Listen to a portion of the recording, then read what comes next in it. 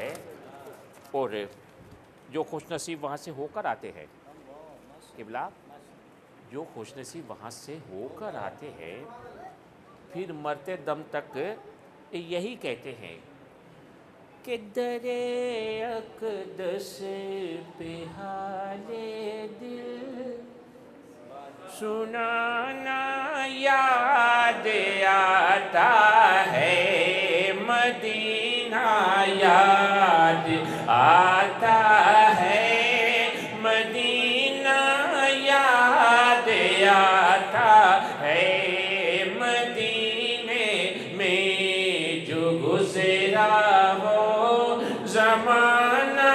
یاد آتا ہے، یاد آتا ہے، مدینہ یاد خدا کے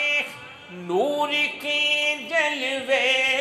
جو دیکھے میں نے طیبہ میں، خدا کے نور کے جلوے جو دیکھے میں نے طیبہ میں، مجھے رہ رہ کے وہ منظر سبحانہ یاد آتا ہے، مدینہ یاد آتا ہے، مدینہ یاد اور ادب سے بیٹھ کر اس گنبد خضرا کے سائے میں، حقیقت یہ ہے یہاں پر تو بڑا کچھ ہوتا ہے نا، ہاتھ اٹھاؤ شور مچاؤ یہ کرو یہ کرو، لیکن سچی بات یہ ہے مفتی صاحب کہ جب کوئی بھی ہو جب سبز گنبد کے زیر سایہ بیٹھا ہوتا ہے تو فقط آنکھیں ہی بولتی ہیں، آنکھیں ہی بولتی ہے۔ کہتا شاہ کہ ادب سے بیٹھ کر اس گنبد خضرا کے سائے میں، نبی کے یاد میں آنسو بہانا یاد آتا ہے، نبی کے یاد میں آنسو رسول اللہ کی دربار میں عشق و محبت سے وہ میرا روز و شب کا آنا جانا یاد آتا ہے، مدینہ یاد آتا ہے، مدینہ یاد آتا ہے۔ اب آ گیا پانچواں شعر، اور یہ پانچواں شعر اشعار نے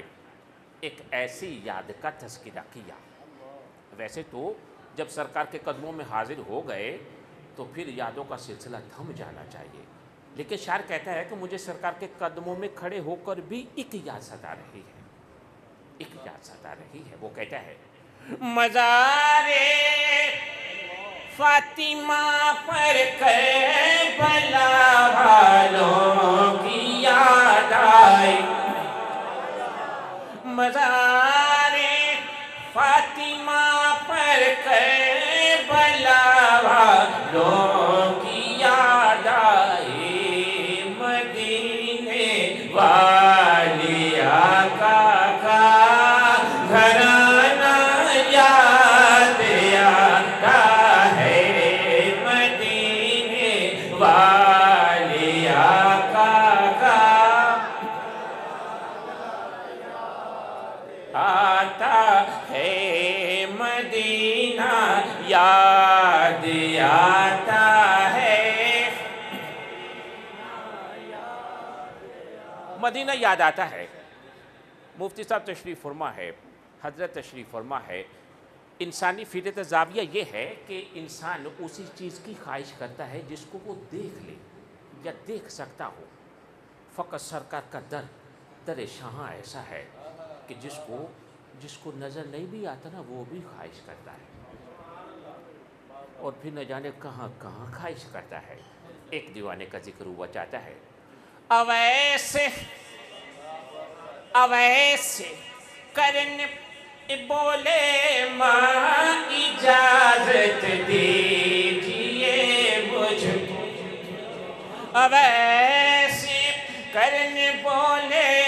ماں اجازت دیجئے مجھ کو، جدائی میں تڑپتا ہوں، مدینہ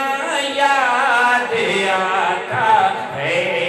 جدائی میں تڑپتا ہوں۔